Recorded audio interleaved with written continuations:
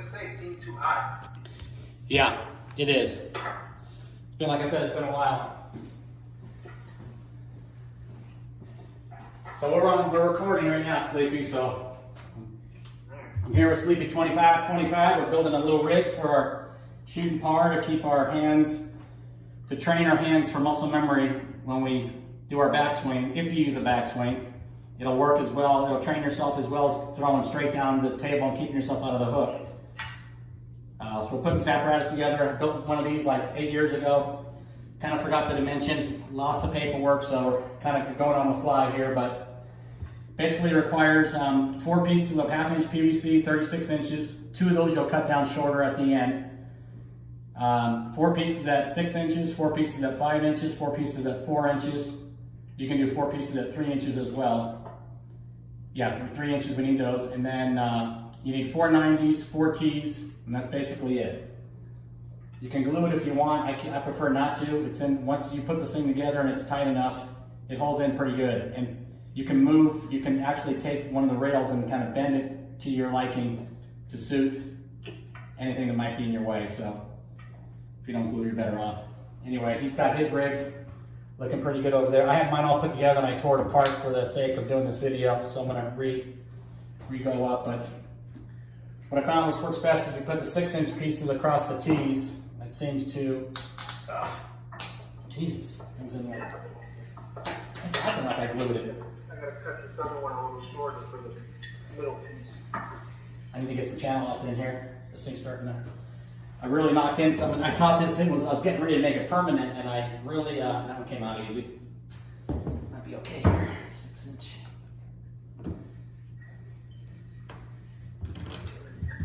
Then you just use your table. So then you got some decent wood underneath. I got 2 layers of 1/2 inch, 3/4 maple, so it's 1.5 inches thick. Okay. Then you can plumb it up and everything by tile floor.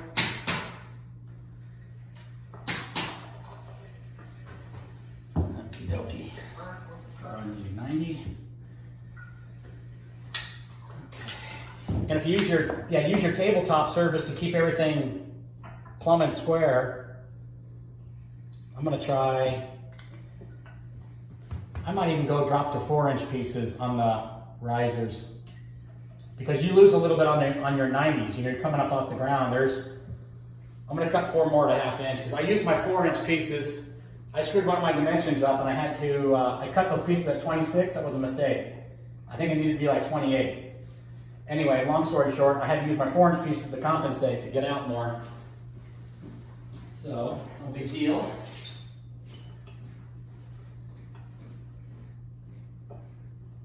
Does that look right? 1 second.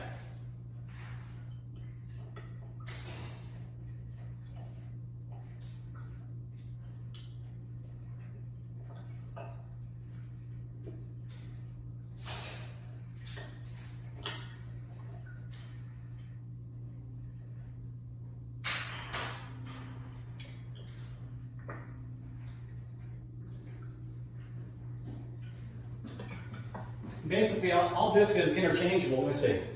Yeah, all this is interchangeable to what is comfortable for the individual. You know, some people are taller; they have longer arms. Shorter people, you know, so they may have to shorten these.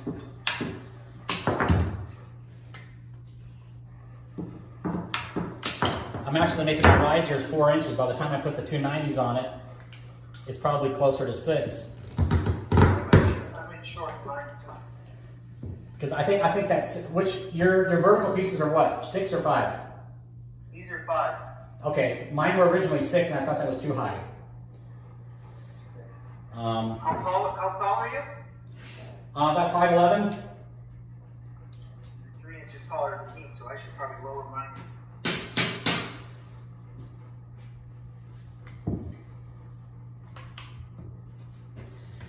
Okay, let's see here. All right, so I want to go 4 inches. And I put numbers on these so I don't mix them up, because I could see that being a mistake. Okay, 4, 4.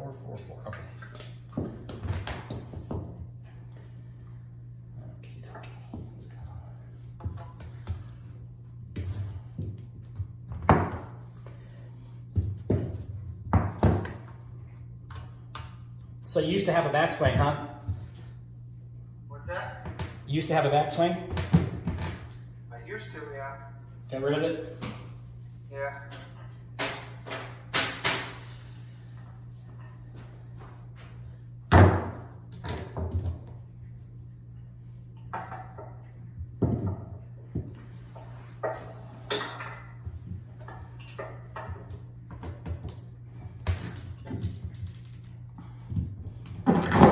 Like I said, you can glue this in at the end. You can take out each section and glue it if you want, or glue the pieces once you know it's permanent and you like all the height, everything feels good.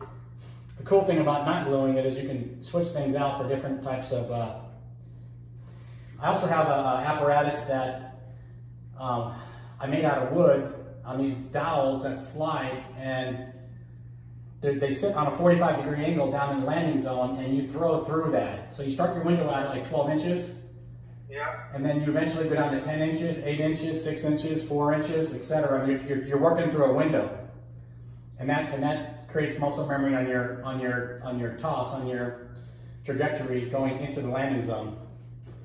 There's all kinds of tools at my.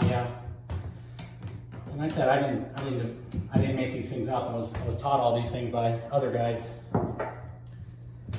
Wish I could take the credit, but can't.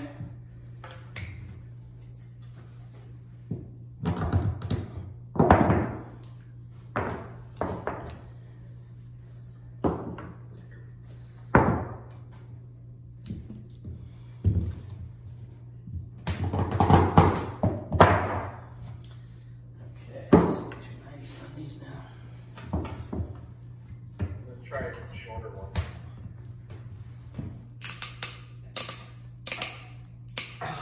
Jesus. I'm gonna get some channel locks or something on these. Be right back. Actually, if I put a piece of pipe in, I can use it like leverage probably to get it off.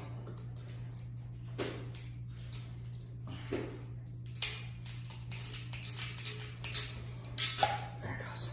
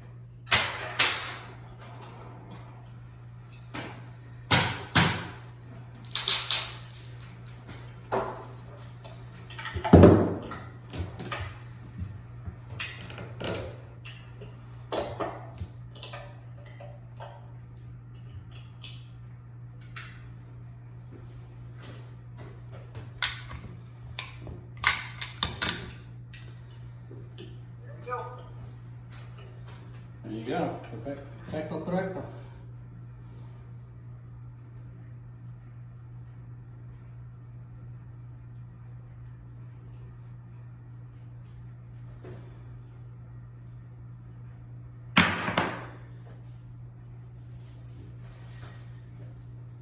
Okay.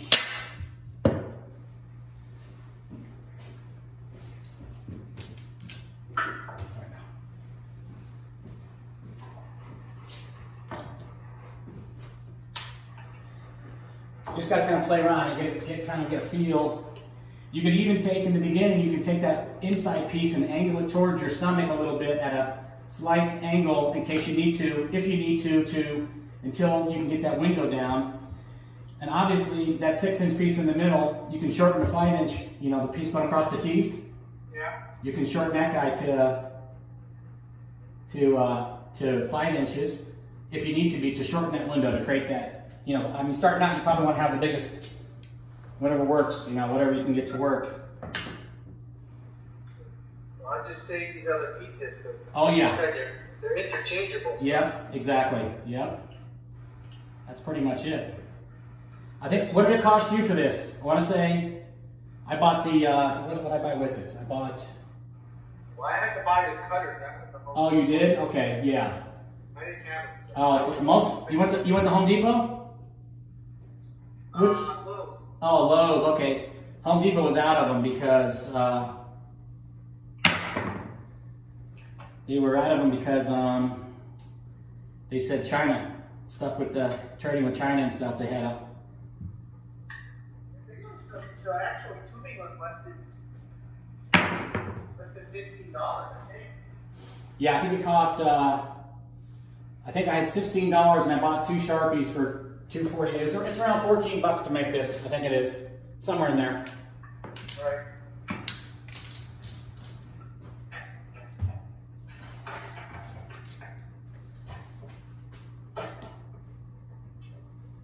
But I think like guys that have a backswing, like, you know, when I watched George, I was watching him last night a little bit too. He still does it. He still pulls it into his stomach.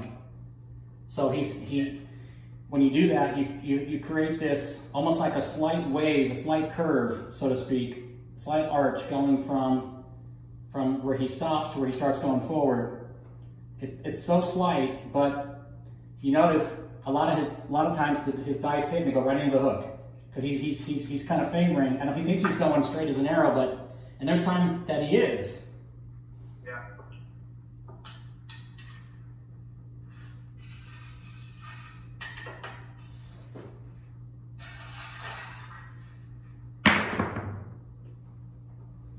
Six.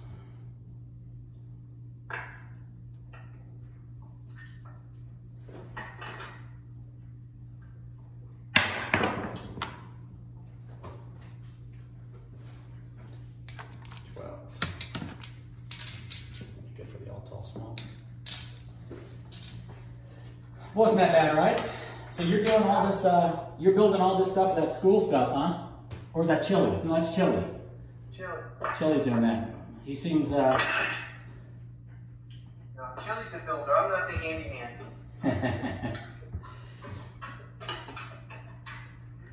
Look what you just made there. So hey, don't cut yourself short there.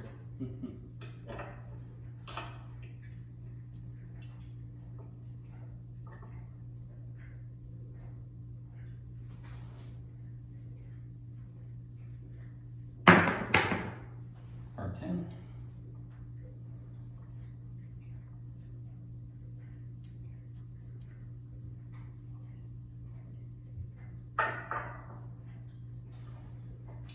Cool, I appreciate it. Yeah, no problem. Anytime. I would say just kind of play around with it, and if you think that gap's too wide, then take that 6-inch piece across the tees and make it 5, and eventually start moving it in, and Right. whatever it takes to get it down to where you're throwing straight. And so I would take a piece of yarn. I have a piece of like yellow string, like that twine that Home Depot sells that doesn't unravel. It's braided.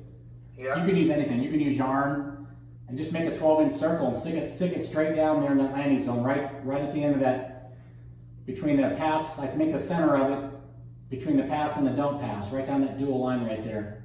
Yeah. You know, my biggest thing when I used to, it seemed like I had a lot of bad habits because I played baseball, and I don't know if it's because of my swing, but you know, my shoulders would be at different heights. You'd always be commenting me about my staying square to the table, and one shoulder's dipped in, or my hips. I mean, little movement in your hip, opening up your hip a tiny bit, you know, because in baseball, when you play infield, you got to open up your hips to turn double play.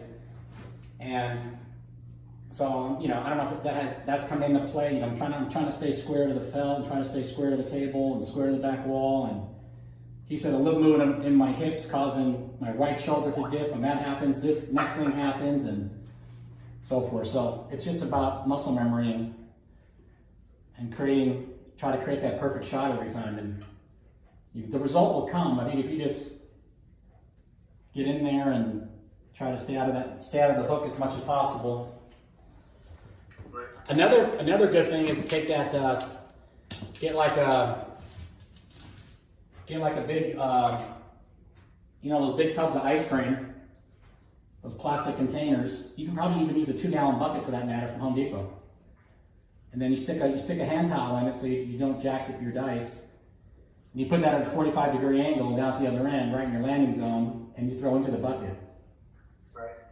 That's a good little tool to use for muscle memory.